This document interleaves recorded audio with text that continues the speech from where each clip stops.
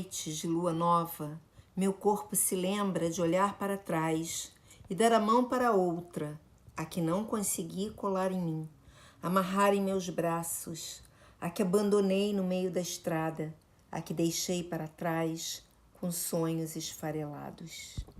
Rosiana, qual é o lugar para você da poesia no mundo e dentro da sua própria vida?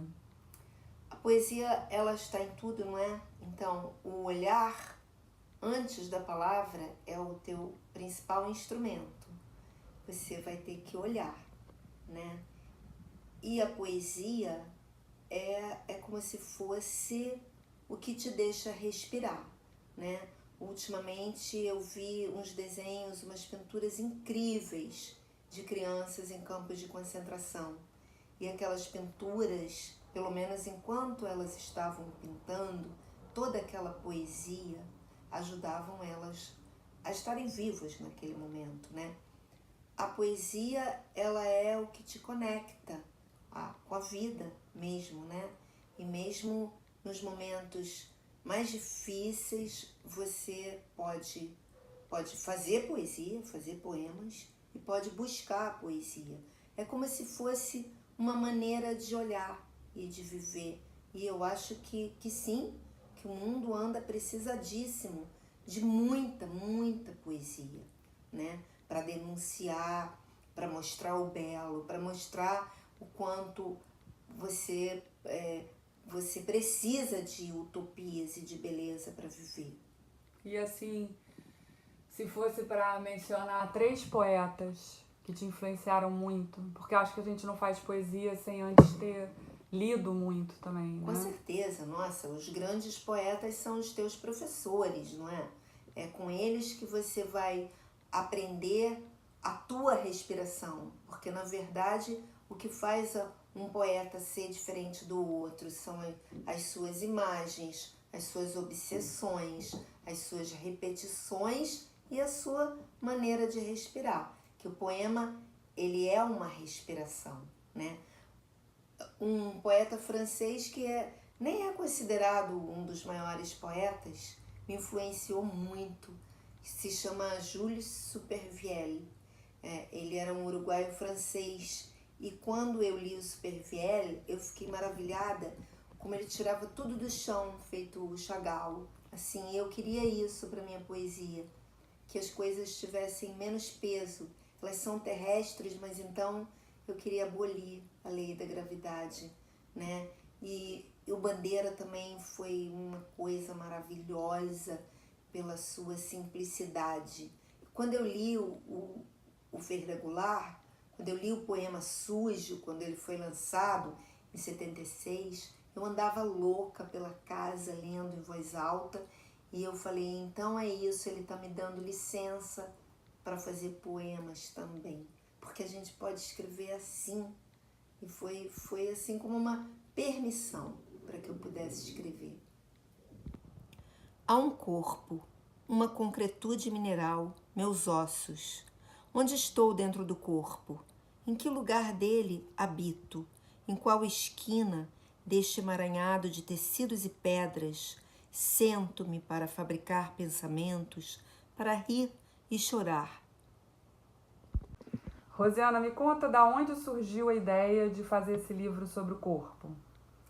Eu acho que conseguir essa harmonia entre corpo e espírito, corpo e alma, é algo assim, quase que utópico, muito difícil, né? Então, na minha infância eu era excessivamente tímida, excessivamente sensível. O meu corpo era em carne viva e era um corpo que me causava problemas, porque eu não conseguia participar de jogos tipo queimada, ou jogar vôlei na escola, nada disso me agradava. Na verdade, a minha vida era muito interna e era como se eu quisesse ser só por dentro. Ser por fora era difícil também. Aí a gente chega na adolescência, onde um corpo em mutação é sempre um problema, né? Esse corpo que está crescendo, que vai para onde você não sabe, que parece mesmo que não é teu, muito mais que não é teu, né? E depois eu tive um filho adolescente.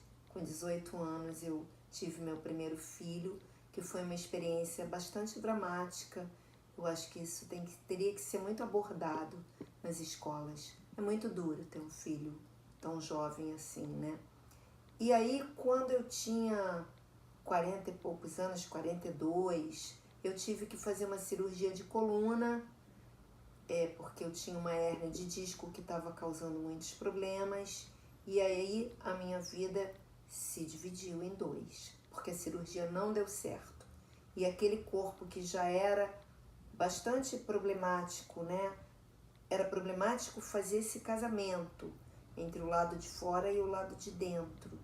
Ele se torna um corpo que sofre, que é muito difícil. E eu fiquei com muitos limites, muitos. Até que em 2015, feito Lázaro, eu ressuscitei, porque fiz uma nova cirurgia e eu fiquei muito bem. E aí eu comecei a fazer as pazes devagarinho, comecei a caminhar de novo, né? E aí esses poemas vieram como uma necessidade de falar desse longo processo que começa lá na infância. Com a ponta dos dedos, toco as paredes da noite em busca de um silêncio áspero que me acalme. Muitas perguntas não cabem no corpo, sobram como a luz das estrelas mortas. Eu tinha 27 poemas que eram bastante existenciais, não é? Muitas perguntas que às vezes até as crianças se fazem, né? Aonde que eu estou dentro desse corpo, né?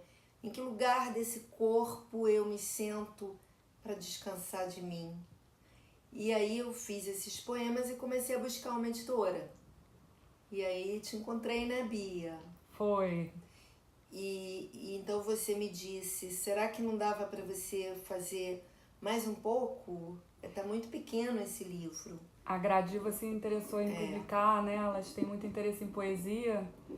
E eu fiquei te provocando, né? Porque eu percebi que tinha alguma sugestão de erotismo nos poemas, mas... Podia ter mais, né? Eu te pedi, Rose, será que não rola um pouco mais de erotismo? Pois é. E aí eu realmente repesquei esse corpo, né? Trouxe ele de volta, mas numa outra situação, né? É o corpo amoroso, é o corpo em contato com outro corpo, né? A textura do teu corpo, mas a textura do outro corpo é o grande milagre do amor. E os poemas saíram bem bonitos. Eu sou uma poeta com pouquíssimos poemas eróticos e meus amigos estão realmente muito curiosos. Eu tava curiosíssima. Falando, você vai abrir a tua alcova, queremos saber como é. Mas ficaram belos os poemas, eu acho que estão muito bonitos. O público agradece.